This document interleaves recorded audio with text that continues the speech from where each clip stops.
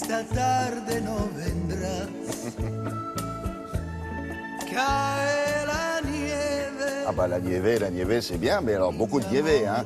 Ah oui, ça fait froid bien sûr. C'est né dans les années 80 au Japon, ça s'appelle la cryothérapie. C'est la thérapie par le froid, tout simplement. C'est vrai que c'était réservé aux sportifs. Oui. On les voit dans les petites cabines là, qui se les gèlent pendant, je sais pas, un quart d'heure pour les plus longs. Bon, et maintenant ça se démocratise, c'est-à-dire que... Des champignons. On voit pousser maintenant dans les grandes villes des instituts en fait, de cabines de cryothérapie.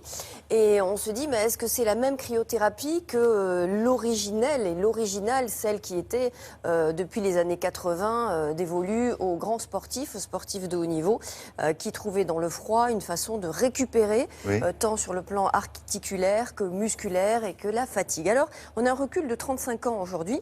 La thérapie par le froid est indiquée pour son effet antidouleur et contre les inflammations musculaires.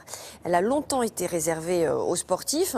Le froid utilisé dans les centres qui poussent aujourd'hui comme des champignons est obtenu par de l'azote gazeux, contrairement aux endroits pionniers où le froid est obtenu par le principe classique et électrique du congélateur. Alors l'azote, c'est un petit problème, peut provoquer des malaises, il faut le savoir. Le système électrique est donc plus naturel, donc attention dans ces cabines si vous êtes susceptible aux nausées, aux malaises, etc. Alors nous sommes allés chez les pionniers à l'INSEP où les athlètes sont soignés depuis quelques années par cryothérapie.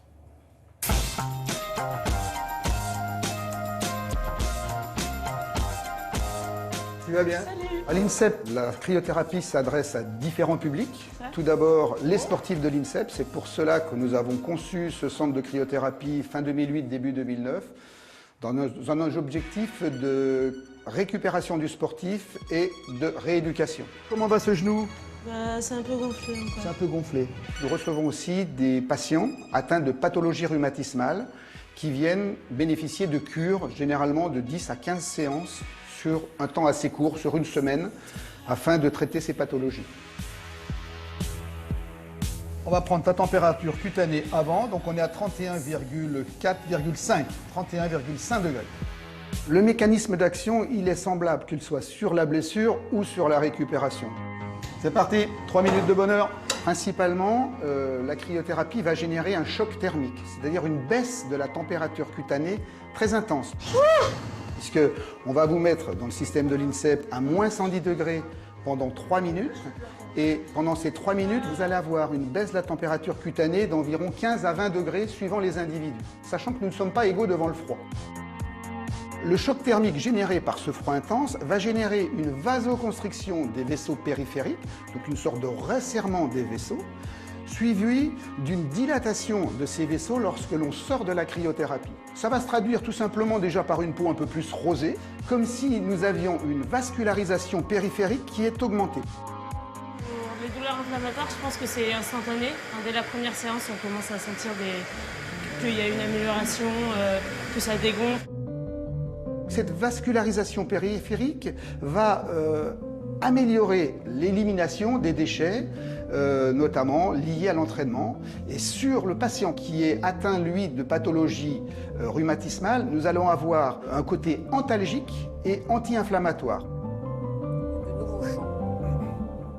D'autres intérêts. Ah oui, c'est quand même de la thérapie, hein. C'est de la thérapie. Elle a un problème au genou, elle. Ah, absolument, vous avez vu la bosse qu'elle a, toute l'inflammation, c'est pas de la rigolade. L'INSEP n'est pas réservé aux sportifs aujourd'hui, le grand public peut y aller, c'est ça qui est intéressant. La prise en charge est très très encadrée puisque on passe forcément devant un médecin, puis éventuellement devant un kiné. La visite médicale est obligatoire, pas remboursée par la Sécu. 340 € les 10 séances, donc ça reste quand même très accessible. Il y a d'autres intérêts aujourd'hui validés de la cryothérapie. Selon les récentes études, la cryo améliorerait la qualité du sommeil, aurait une incidence sur la dépression, la sclérose en plaques et le psoriasis. Il y a de nouveaux champs d'investigation qui s'ouvrent pour l'avenir. Donc si vous avez des douleurs, si vous avez des problèmes de sommeil, n'importe qui peut y aller. Choc thermique à 2 minutes 30 et la durée d'immersion, c'est 3 minutes. Faut y aller avec une ordonnance ou pas? Non, vous allez à l'INSEP par exemple et vous passez devant un médecin. Et c'est là qu'il voit s'il y a des contre-indications, si vous avez une bonne indication à la cryothérapie. Très bien, on y reste combien? Elle est restée 3 minutes. 3 minutes et le choc thermique est à 2 minutes 30, c'est-à-dire le top du top, votre corps est il réagit à partir de 2 minutes 30 d'immersion. C'est particulier, mais c'est très très efficace, me dit-on, pour les gens qui ont des problèmes de sommeil. Ah oui? Oui. Ah bah là, on va y aller à 60. Je pense que oui, ils vont nous faire un tarif On peut y aller en groupé bus. à l'INSEP. Oui, bonjour, c'est le bus de Télématin. Allez les gars. C'est un peu petit pour la cabine pour nous. On est habillés comme des schtroumpfs avec les moufles. Merci. Hein.